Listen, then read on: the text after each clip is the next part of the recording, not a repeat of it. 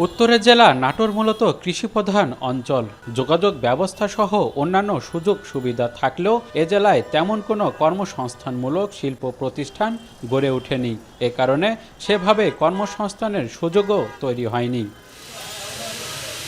তবে সম্প্রতি নাটোর শহরের কারখানাগুলো আলো দেখাচ্ছে। এসব কারখানায় নিম্ন ও মধ্যবিত্ত মানুষের জন্য তৈরি হয় বিভিন্ন ধরনের পোশাক। সারা দেশেই রয়েছে স্বল্প দামের এসব পোশাকের চাহিদা।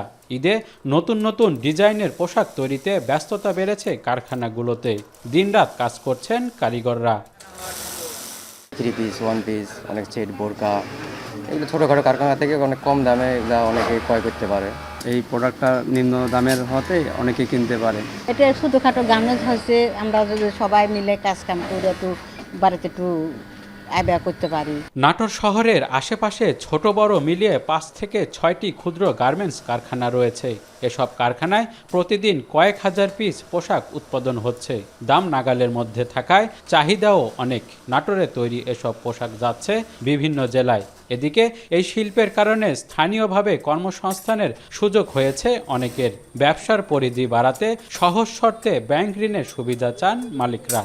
এখন পর্যন্ত 4-5টা কারখানা, ছোট ছোট কারখানা আস্তে আস্তে তৈরি হয়েছে। বিভিন্ন কর্মসংস্থানেরও তৈরি হয়েছে। অনেকে ঢাকা থেকে নাটোর এখন বাসার পাশে এসে কাজকর্ম করতেছে। অনেক মহিলারাও এখানে কাজ করতেছে। আমাদেরকে সরকারিভাবে যদি প্রজেক্ট লোনের আওতায় নিয়ে আসতো, যে 10 লাখ বা 20 লাখ 50 লাখ টাকা দীর্ঘমেয়াদী 3 বছর 5 বছর এরকম মেয়াদিতে দেওয়া হইতো, তাহলে আমাদের এটা শিল্পটা স্ট্রং হয়ে দাঁড়ায় থাকতো। এখান থেকে আমরা মাল নিয়ে যাই বিভিন্ন জায়গায়, সারা বাংলাদেশে কম বেশি বেশি। তো এখানকার এই 2 পিসটা মোটামুটি সারা বাংলাদেশের সব জায়গাতেই যায়। রাজনৈতিক অস্থিরতায় বড় অর্থনৈতিক ধাক্কা পোহাতে হয়েছে ক্ষুদ্র এসব গার্মেন্টস মালিকদের। সরকারি পৃষ্ঠপোষকতা পেলে সেই ধাক্কা কাটিয়ে ব্যবসা প্রসারের পাশাপাশি কর্মসংস্থানও বাড়ানো সম্ভব বলে মনে করেন তারা। মাহবুব হোসেন, এখন, নাটোর।